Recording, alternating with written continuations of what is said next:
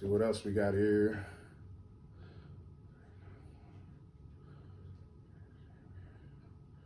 Okay, so this next one is from Sean Bird. How long did it take you to get on KCFD? And do you have any tips for interview prep? Okay, so when I decided I wanted to be a fireman, I was about 19 years old and I was working as a certified personal trainer at 24 Hour Fitness. There was a guy in there named Gustavo that worked there as well. He was a personal trainer. I was just a membership counselor at the time, and I had eventually ended up becoming a trainer. That's a whole nother story. Let's stay on track here. He was a fireman, and I would just kind of listen to his conversations about what the job entails and the type of calls he would be on. I was like, man, I really want to do that. So I found out really young what I wanted to do. So it didn't take me long to get on, actually. I applied when I was 19.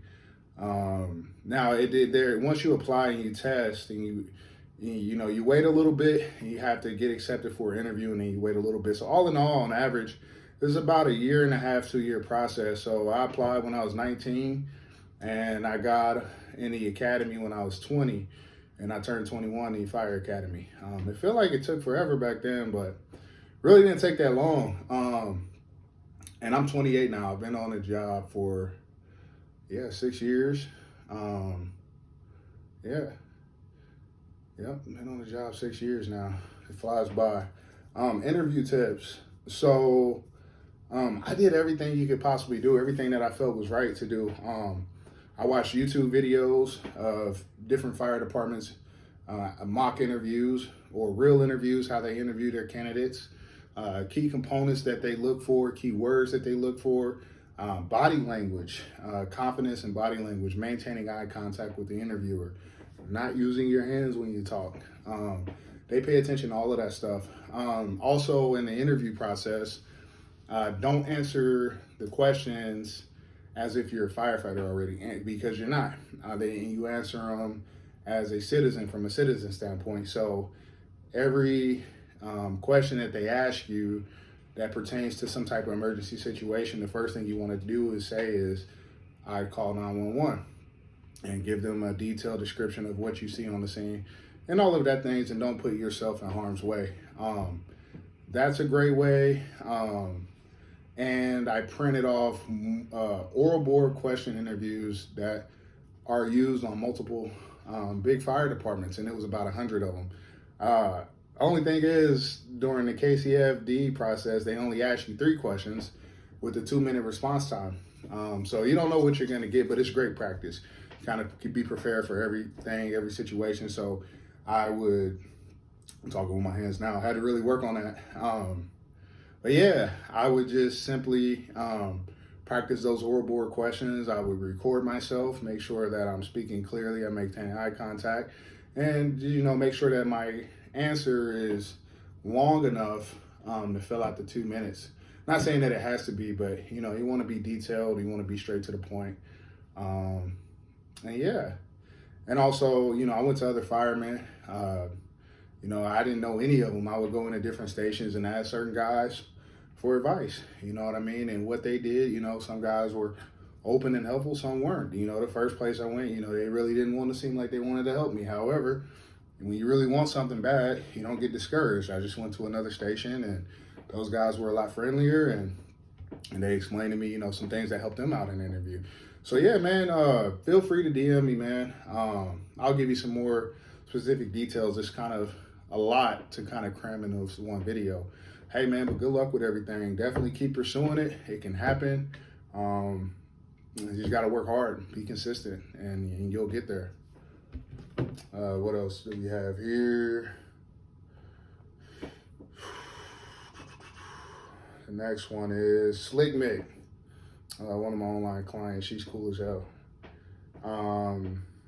Okay, so what's your favorite part of this entire process of training someone? My favorite part of training someone, the process of training someone,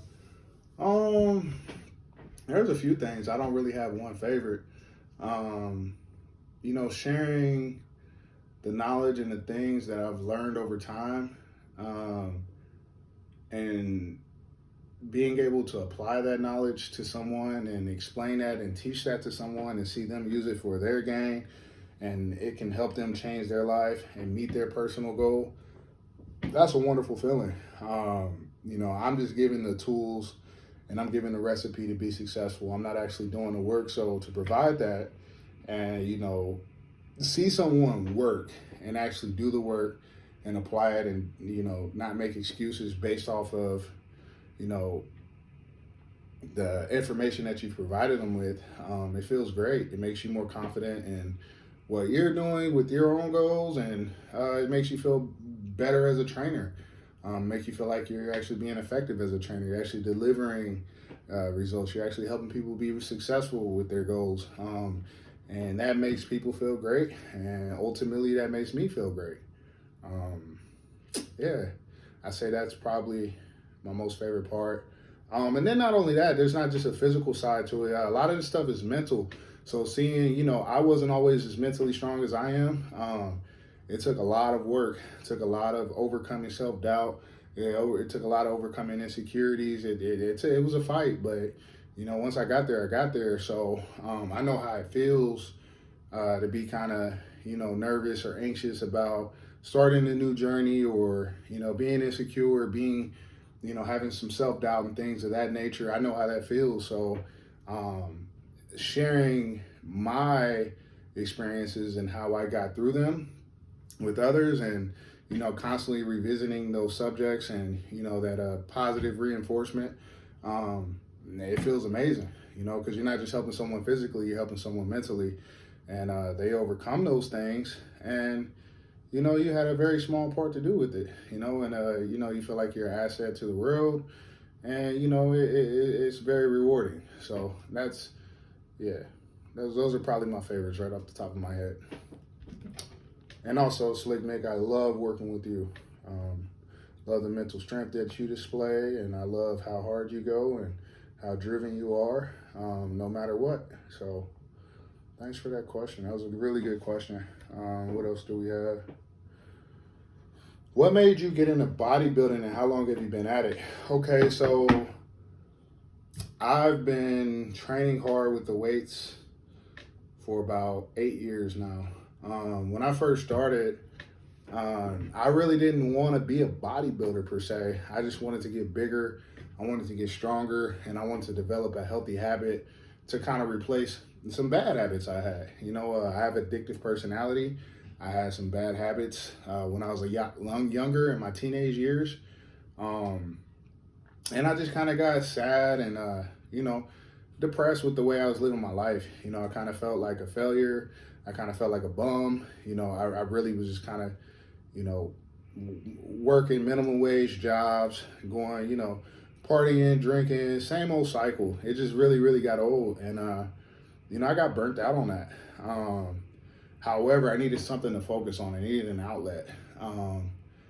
And I got into not bodybuilding. I got into working out, and I was 19 years old. I was about 170 pounds, and I just started researching. The first thing I did was start doing push-ups every single day.